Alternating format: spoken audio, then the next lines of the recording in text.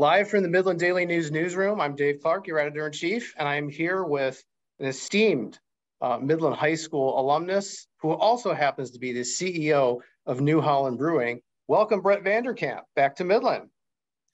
Thanks, Dave, man. Great to be with you. All right, so if we could just start out, walk me through some of your best Midland memories. Oh, wow. Well, I loved growing up in Midland, and I grew up over off kind of near Ashman and Abbott Court. And, back in the day there was a lot of woods to be explored. And I was a dirt bike guy. I love BMX. And I would tear up the woods over there off Airfield and between Airfield and Abbott Road, and just had a blast. That's probably one of my earliest childhood memories. And then I had a great time through my high school years in Midland and participating. I was a big soccer player. I have a lot of great memories playing soccer in Midland, whether it be the travel league that we had at the club out there at Larkin, or the high school, just high school soccer. So those are some of my best memories, and just great friends and positive experience growing up in Midland. So take us all the way back to the beginning. How do you start a brewing company? Yeah, I'll give you kind of the Cliff's Notes version on that. Is that I graduated from Midland High, and I went to I guess there's no one way to start a brewery. Let me put it that way, because I graduated Midland High, went to Hope College pre-med. That didn't go so well for me. I think maybe I participated a little bit more in the beer drinking in college than the studying, but ended up falling in love with geology. And then by way of my geology degree, took me to Colorado, saw the craft beer movement really taking off in Colorado. And I had homebrewed and kicked around the idea with another Midland High chemic, Jason Spalding, about starting a brew pub.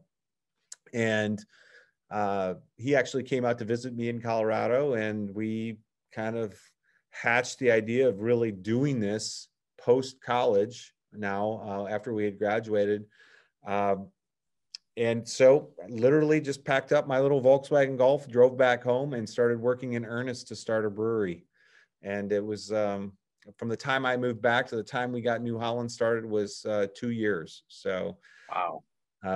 Yeah, it was quite an undertaking. People thought I was crazy. You got to go back 25 years. People didn't know. Actually, that would have been 27 years ago now.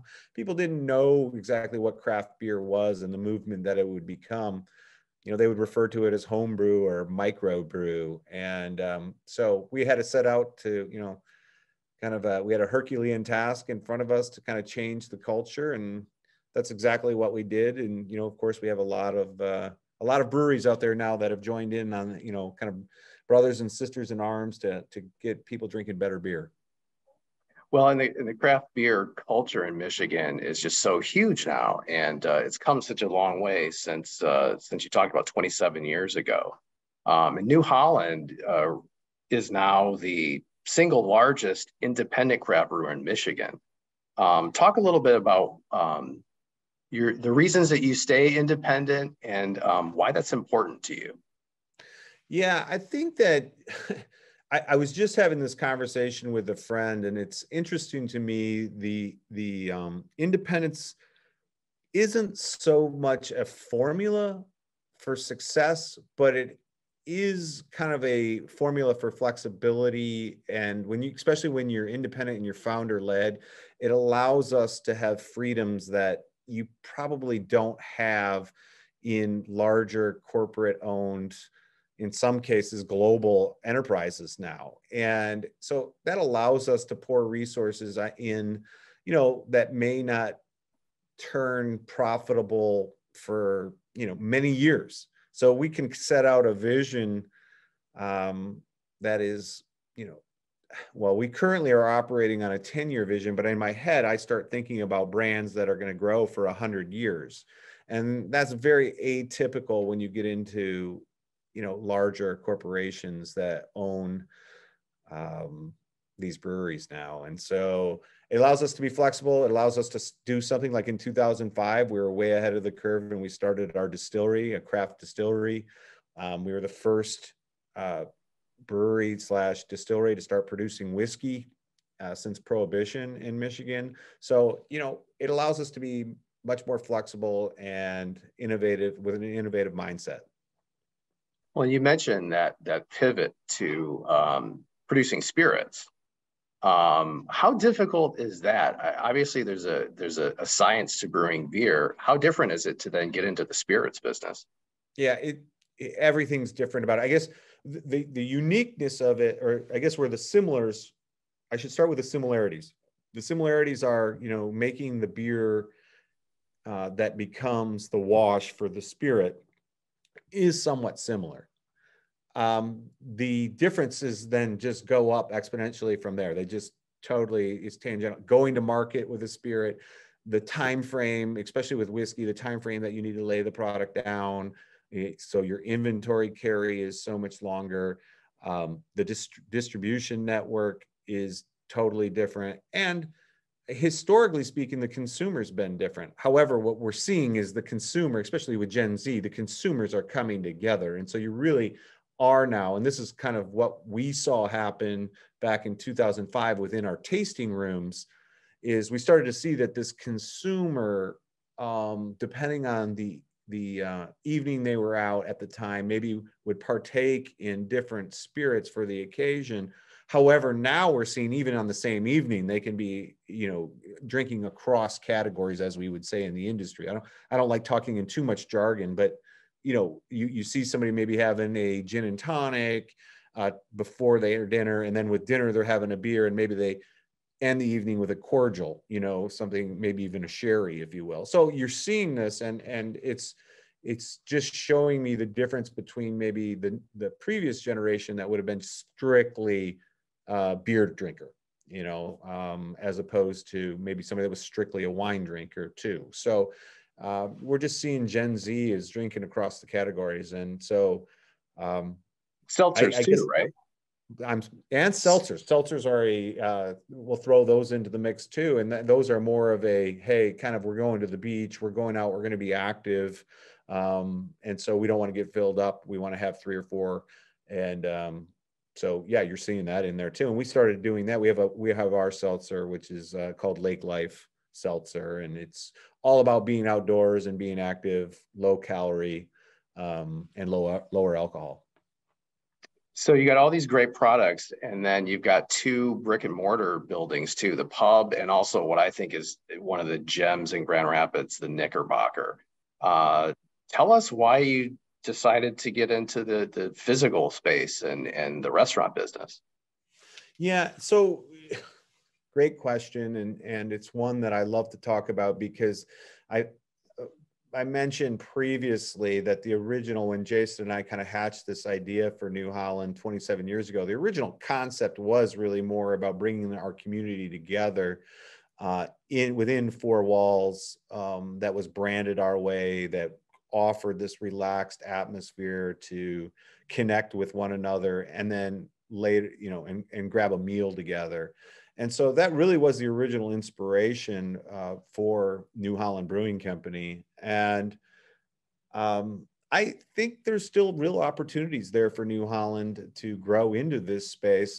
In fact, the first quarter of 2023, we'll be opening our 3rd full-scale tasting room down in Battle Creek. And that'll be about the size of our location in Holland.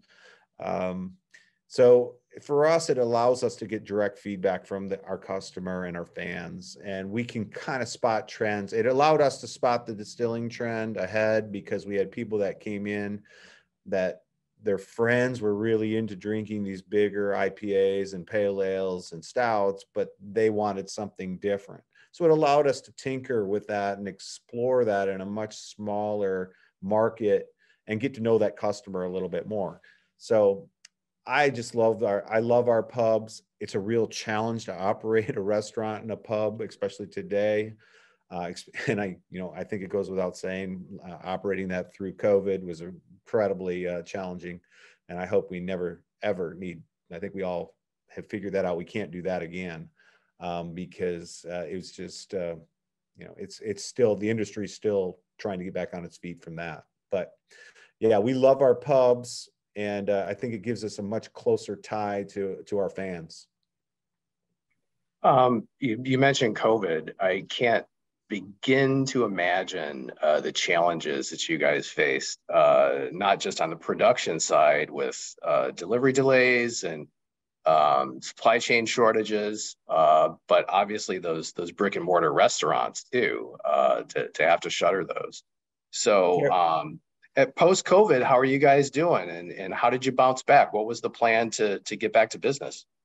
Yeah, so we remained open, every opportunity we could, we remained open, what we could stay open. And when the governor, kind of relaxed things outdoors, we had already invested in our outdoor seating at both the Knickerbocker and Grand Rapids, and the pub on 8th with heaters and more coverage of our outdoor patio.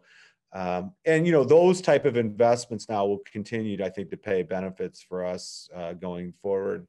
The challenge on the labor market through our pubs was getting people back to work has been tremendous. Getting people comfortable. We still are I'd say Holland, we're back to where we were. We're still struggling in Grand Rapids. We're not open for lunch yet because the businesses in downtown Grand Rapids haven't come back full time yet around there. And so those patterns are still disrupted. But I think we're heading in the right direction. I think our on-premise business is going to be, again, 2022 should, at the pub in Holland, should be back on track. And hopefully for 2023, we can get the Knickerbocker back to where we were pre-pandemic. But I'm not going to lie, it's been devastating. It's been we're going to be better for it. We'll come out of it stronger, but it has been, I feel for all the restaurateurs out there, and what an incredible challenge it's been. And we're not, I would say many of us, we're not all back yet. Well, one of the things that seems to be back, and certainly we're all having a great summer and enjoying them, is the craft beer festivals. Yes. And the Great Lakes Beer Festival is happening August 20th at Dow Diamond, sponsored by Michigan Brew Trail, which is owned by Hearst, just like the Midland Daily News. So we're all partners on that. How important are those festivals, not just to the small breweries out there, but to the bigger ones like you folks? Like, what do you get out of being at a festival like that? Well, for the festivals, I think it's interesting that you divide it by the small, and then somebody like New Holland now, who's the largest independent. To us, though, there's nothing like getting the feedback directly from our fans when we go to those festivals, and then also it's the exposure we get. We always say we want to get that beer over the lips of the consumer so that they can sample our wares and really understand what it is, why we're different. And there's no better opportunity for a brewery like us to get that experience for the consumer than a beer festival. It's just the price of entry, kind of, you get the price, then you get the samples. And so it's very easy to get the beer, multiple beers in a small sample for them to try all of our wares. So generally speaking, we can get somebody to like at least one of the beers that we have if we're able to sample them. So that's why we love them. And plus, there's an energy about these festivals. Everybody's having a great time. And then the memories that they have, we hope we can kind of rise above the rest, and they can remember New Holland as one of the kind of the peak experiences they had at that festival. So we talked about starting out in the industry. We talked about expanding to include spirits, opening restaurants. What's on the horizon, not just for New Holland, but where do you see the craft beer industry moving to in the near future? Flavor exploration is just we're seeing that almost growing. I would say it's growing exponential. The innovation that's coming, kind of blurring styles. We're making these smoothie seltzers now that are malt based, but they're almost a combination of a slushy and a seltzer and a beer. I continue to see innovation moving forward. I'm curious though to see how some of this innovation can scale. I will be the first to tell you, we're mostly known for our Dragon's Milk Stout. It's a bourbon barrel-aged stout. It's 11%. I brewed that beer back in 2000. We made 1 barrel of it. Today, it's our largest selling beer. It makes up 75% of our volume. You think about that, and at the time, I would have told you, no way would Dragon's Milk ever be our #1 brand. So I look at some of these innovative brands, and I wish I could have a see into the future. I don't know if I even wish that. I could answer your question by saying I can kind of see out there a little bit. I think that these innovative products that are kind of combining all the categories, whether it be ready to drink, seltzer, and beer, and maybe even some cider, I think that's where the future is going. And then it's going to depend on branding, how these breweries and distilleries are able to brand that. And there's a lot of players right now. I'm not sure how many of these breweries can get into the distribution game, but I do still say there's room for a really good brewery in towns across this state.